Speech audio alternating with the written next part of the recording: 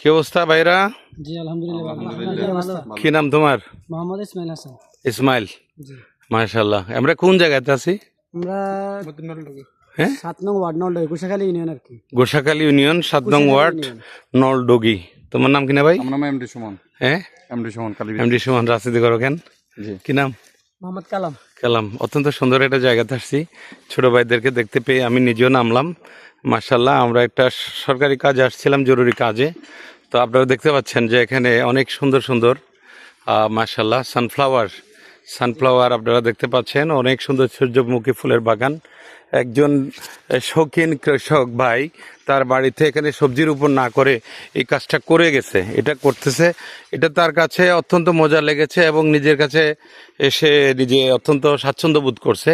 তা আশা করি আমরা প্রত্যেকে এরকম রুচিশীল আমাদের রুচির কার্যক্রম যেগুলো দিয়ে মানুষের মনের বিকাশ ঘটে, এই কাজগুলো আমরা রীতিমতো করবো ইনশাল্লাহ। সবাই এই ধরনের কার্যক্রমের মধ্যে আমরা ভালো লাগে না এটা দেখতে? সবার ভালো লাগে। এখানে স্থানীয় লোকজন আসে বিনোদন করে, তাই না? তো বিনোদন করে এটা কি করে সামাজিকভাবে? তা আমি আপনাদেরকে এখানে যেহেতু এসে গেছি, আপনাদের সাথে দেখা হয়েছে, পরিচয় হয়েছে, আমি আপনাদেরকে একটু কথা বলতে চাই যে আপনাদের এইটা প্রত্যেকেই সমাজের যার যার অবস্থান থেকে উদ্যোক্তা হইতে হবে। কি হইতে হবে? উদ্যোক্তা হইতে হবে। উদ্যোক্তা হওয়ার জন্য কোনো টাকা পয়সা লাগে না। আপনার বাড়ির গাছের কিনারে এইরকম দুইটা ফুলের গাছ লাগাইলেন সৌন্দর্য বর্ধনের জন্য, এটা আপনার মনের রুচি, তাই না? আর দুইটা খেজুর গাছ লাগান, যেটা বিদেশি গাছ। আর এরকম দুইটা ধরেন আম, বই যে মুকুল আসছে না, এইরকম মনে করেন যে দুই একটা আম, ফজলি আম, বা মনে করেন যে হিমসাগর, এরকম ভালো জাতের আম আছে না, এরকম চারা সংগ্রহে দুইটা আম লাগান, দেখবেন যে ওখান থেকে অনেক টাকা ইনকাম করছে। আর সবচেয়ে মজার ব্যাপার হচ্ছে যে আমরা আমাদের দেশে বেকারত্ব, অনেক যুবক ছেলেরা বসে আছে না বাবা, তোমরা জানো তো? এই জায়গাতে আমরা বেকারত্বের অভিশাপ থেকে মুক্তি পাওয়ার জন্য চাকরি বাকরি যেটা করব না করব এটা নিয়ে চিন্তা করে বসে থাকার দরকার নাই। কখন পাবো, যখন পাবো তখন করব। বাট আমরা কি করব? সবার আগে একটা উদ্যোক্তা হয়ে যে কোনো একটা উদ্যোগ গ্রহণ করব, একটা ফলন গোটাবো, একটা সিমের বাগান করব, একটা গাছ রোপণ করব, একটা সেগুন গাছ লাগাবো, অথবা যে কোনো একটা মেহগনি গাছ লাগাবো। দামি দুই একটা গাছ রোপণ করতে পারলে 10 বছরে 20 বছরের মধ্যে এটাতে ভালো আউটপুট আসবে কি না? তো আমরা কি এই কার্যক্রম করব? জি ইনশাআল্লাহ। ইনশাআল্লাহ করবো সবাই। ইনশাআল্লাহ সবাই করব। ইনশাআল্লাহ সবাইকে আমার দাওয়াত দিচ্ছি। এইভাবে আমরা কাজগুলা করব। এই যার বাগান, তার বাগানটা দেখে আমরা যে এখানে আসছি মাশাআল্লাহ সবারই ভালো লাগছে। আপনারা আমরা প্রত্যেকে খুশি হয়েছি। ওনার জন্য একটু দোয়া করব, ঠিক আছে? ইনশাআল্লাহ। জি এই এই মালিক কে জানি? ওই তো মালিক। এদিকে আসেন। সেলিম ভাই, যার দোকানে নামাজ পড়লাম, কে উনি? এদিকে আসলাম। জাহির ভাই।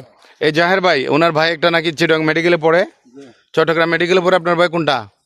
একদম ছোট ছেলে। কি নাম? মোহাম্মদ ইউনুস। আর আপনি দোকানদার ভাই? জাহের আলম। মাশাআল্লাহ। আমি জাহের আলম ভাই, ইউনুস ভাই সহ আপনাদের প্রত্যেকের জন্য এরকম ভালো উদ্যোক্তা, অনেক মন খারাপ করবেন না। এখানে যদি কেউ দেখতে আসে খুশি হবেন। এখান থেকে মানে হয়তো বা নষ্ট না করার জন্য অনুরোধ করবেন। এই বাগান একটা সুন্দর জায়গা, বলে এটা সুন্দর জায়গা, এটাকে নষ্ট করা যাবে না। এখানে আমরা দেখছি মিষ্টি আলু রোপণ করেছেন। তো এইরকম আমরা প্রত্যেকটা ভাইদেরকে, আমাদের এলাকার প্রত্যেকটা মানুষ যদি একটু উদ্যোক্তা হয়ে, কৃষি যে অনেক জায়গা পড়ে থাকে না, এই জায়গাগুলোর যদি আমরা সুন্দরভাবে কাজে লাগাইতে পারি, আসলে সত্যিকার তো সবার উপকার হবে কিনা? জি সবার হবে। এই ভাই কথা বলে না কেন? আপনি কি চান?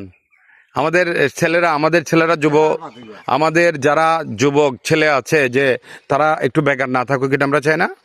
একটা চাকরি হোক বা ব্যবসা বাণিজ্য করুক, একটা সেটেল হোক, বিদেশে যাক, যে কোনো একটা ভালো কিছু করুক, এটা বেটার ওয়ে না পাওয়া পর্যন্ত করে বসে থাকার দরকার আছে? যে কোনো একটা উদ্যোক্তা হওয়ার জন্য কিছু লাগে না। 2টা গরু লালন পালন করেন। আপনি 2টা গরু লালন পালন করতে, বড়রা গরু পালন করলে তাদেরকে কি বলা হয়? Dairy farm. আর যারা গরিব মানুষ তারা কয় কি? গরু বিহারি, তাই না? এই যে পার্থক্য কিন্তু এখানেই। তা আমরা এই জায়গায় পার্থক্যটাকে, ভেদাভেদ থেকে বাদ দিয়ে কি করবো? সবাই নিজেরা উদ্যোক্তা হব, গরু পালন করব, ছাগল পালন করব। প্রত্যেকটা ইউনিয়নে, প্রত্যেকটা উপজেলার সরকারি কর্মকর্তা রয়েছে। এই যে আপনার বাগানটা যদি দেখতে এসে প্রদর্শনী দেখার জন্য উপজেলা সহকারী কৃষি অফিসার এখানে প্রতিদিন থাকার কথা, আসে কিনা জানি না।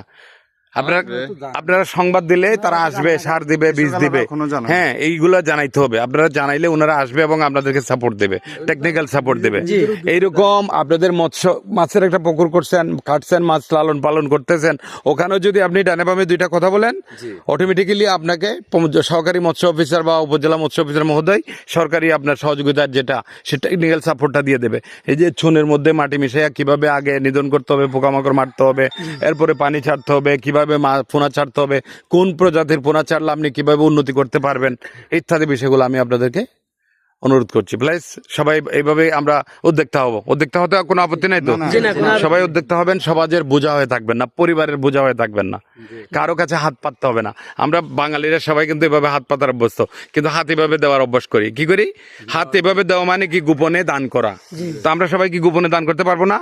তো গোপনে দান করবো, ডান হাতেরটা বাম হাতকে জানাবো না, আমরা আর কারো কাছে এইভাবে হাত পাতবো না। হাত পাতবো? ধন্যবাদ সবাইকে। আসসালামু আলাইকুম। আসসালামু আলাইকুম।